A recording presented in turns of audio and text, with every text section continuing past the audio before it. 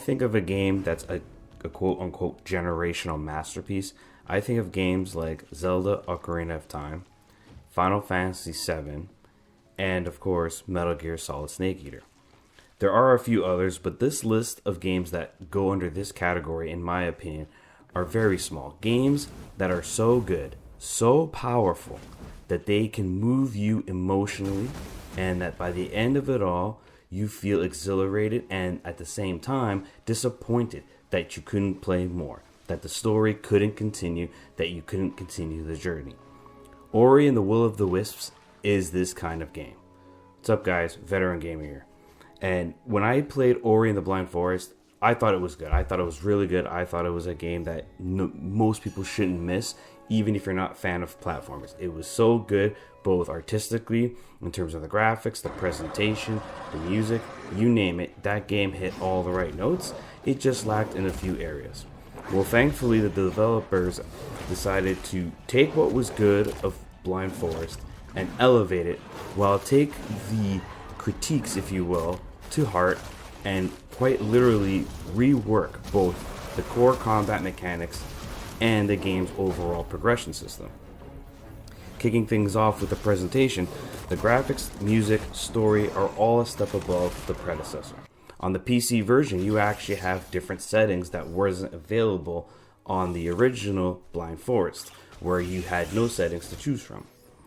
On top of this, they also have made a few tweaks to the core gameplay experience. Things like manual saves from the definitive edition of Blind Forest has been removed.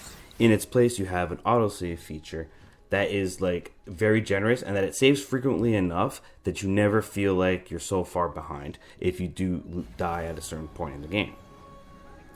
Speaking of which, it's good that the save features are generous, because this game is a challenge. It's just as hard as it was in the first game.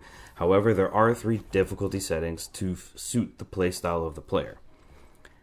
Furthermore, the big change from Will of the Wisps, from Blind Forest to it, is the overall combat. The combat in this game has been reworked. It's been reworked to more suit the games of like Hollow Knight and a Dark Souls-esque approach, where you need to analyze your enemy's attack patterns, read them, and obviously apply the appropriate counters. Furthermore, the progression system has been changed from Blind Forest. Blind Forest's standard progression system was a 3-tier progression system. Here, they replaced that with spirit shards. You collect shards throughout the game, and you have 3 spirit shards slots to fill. Thankfully, you can upgrade your slots, and by the end of my playthrough, I had 7 shard slots and a whole bunch of shards to choose from. The good thing about this is this allows you to have different builds from player to player. You can have a different build setup for Ori and have a different style. This was not prevalent in the first game, as the first game had a very standard 3-tier progression system and lacked the customization that Will of the Wisps offers. For example, in Will of the Wisps, I had 2 shards equipped, both maxed out. 1 shard increased all damage that I dealt and received by 35%. But I had another shard equipped that mitigated damage a total of 30%. So when I combine the two, I would receive 5 more percent of damage received, but I was dealing 35% more damage by having this combination. There are many other combinations, but you have to find the shards and equip the shards, and you can have a different build. Also, not all abilities are tied to shards. Things like Bash and Air Dash are things that are permanent upgrades to Ori, and they do not require a Spirit Shard slot. You can acquire more slots by completing combat shrines. These shrines are scattered throughout the entire map, and as you complete them, you will unlock more and more slots. As I stated earlier, by the time I finished my playthrough, I had 7 slots when the game starts you off with 3. So I do highly encourage you complete these challenge shrines so that you can upgrade Ori and give yourself a better chance of success long term. Furthermore, they also added these other challenges like time attack challenges that you have to complete a certain section of the map and set a faster time. If you do that, you'll gain extra rewards, things like the in-game currency that you can use to purchase your upgrades as well as other shards.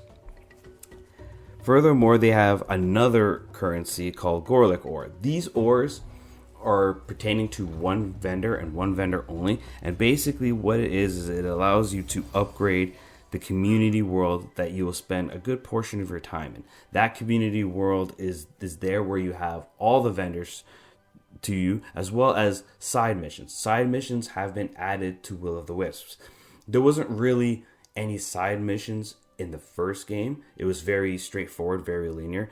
But in Will of the Wisps, they actually added multiple side missions for you to do. It's usually a typical fetch quest, find this and then you have to give it to so and so. But it doesn't really tell you. When it tells you give it to so and so, you don't know who that is. It's up to you to remember who it is, or you can just visit all of the ones that you have until you complete that quest.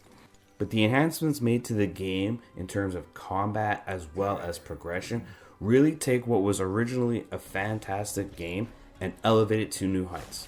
As stated previously, things like the graphics, the music, the storyline, all of these things have been enhanced from its predecessor.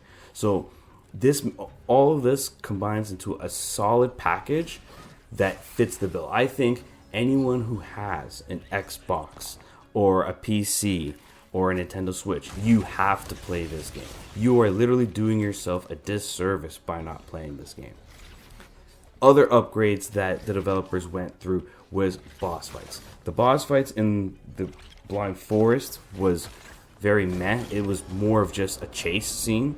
In this game, boss fights are legit boss fights, and as stated, it requires very much a Souls-esque approach. You need to analyze the bosses. You need to read the attack patterns, because some of these bosses, they can punish you pretty hard. But everything else from the original Blind Forest, the prequel, has been retained and elevated. Things like puzzles, things like platforming, the chase scenes that they were present before. All of these things have been enhanced. Then, of course, there is the story. The best thing I loved about this story is it gave me a very MCU vibe to it. And what I mean by that is it seems like the first game, with the way it ended with the story and the way this game continues the story, it was all predetermined in advance. It kind of had that old school where they had it all mapped out from the very get-go. They said, okay, we can only do this much of the first game. This is how much money we're going to get. And then it was a success. So then they said, okay, let's make part 2 and finish off the story. Very similar to what the MCU, very similar to the original Star Wars trilogy and how George Lucas had it all mapped out. This translates very well. The story in Blind Forest leaves you with a satisfying ending that when you go into this game, Will of the Wisps, it starts right off. If you haven't played Blind Forest, I do recommend playing that before you play this. The story is one coherent story, and they took the elements of the first one and elevate them in this one and give you a very satisfying conclusion. The only con that I have with Will of the Wisps personally was that Will of the Wisps had to end. I mean, the last time I personally had like a 4-hour straight session of a game was 2018's God of War. It takes a very special kind of game for me to dedicate 4 hours straight and just lose myself in time, because I am just so invested into the game and to the world and to the story. The last thing I want to talk about, and I touched on at the beginning, is the musical score. I would love to show you some of it. I'm afraid of DMCA, so I won't. But the musical score, it was great in the first one. It's even better in this one. I don't know how they managed to do it. I don't know how they managed to elevate their game, but everything about it is artful. Everything about this game had a smile on my face. This is definitely a generational masterpiece. It deserves to be in the conversation as the aforementioned titles. This is the kind of game that truly defies what a console generation is. When you think of a PlayStation 4, you think of games like 2018's God of War. You think of N64, you think of Zelda Ocarina of Time. I think if you think of Xbox One and the Xbox brand, especially with Game Pass, this is a game that needs to be on your list. It is just so good, so satisfying, so addicting, yet not overly complicated to play, yet still very challenging. Everything about that is very particularly crafted and well thought out. And this was a game, like I said, the only complaint I had was that it had to end. My playthrough was about 12 to 13 hours or so, and to me personally, I will probably eventually come and play this game again. That's how good it is. Ori and the Will of the Wisps is a game that should not be missed by anyone. If you have access to a platform that has this game, I highly recommend it, especially if for Game Pass users. You cannot miss this game. I'm giving Ori the Will of the Wisps a perfect 10 out of 10. This is Veteran Gamer, and I hope to see you guys next time.